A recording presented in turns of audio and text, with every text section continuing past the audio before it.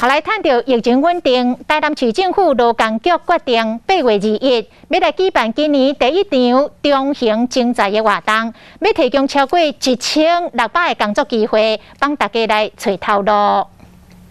台南市政府的劳工局决定要伫8月21号台南科技工业区内底举办今年的头一场中型就业博览会，要来帮助厂商和市民提高台南的就业率。现在刚好暑假有一批我们青年伙伴刚毕业，急着要找工作，但我们都希望大家一起来能够找到好的工作，大家能够互相媒合。伫迄天会有20间厂商提供超过1600个做工课机会，虽然讲是即马趁疫情较会才会当顺利举办，不过要是要提醒大家，要是要遵照各种防疫的规定。我们这一次呢，8月21号办理的中型征才活动，是在解封后的首场征行，然后采取在户外办理。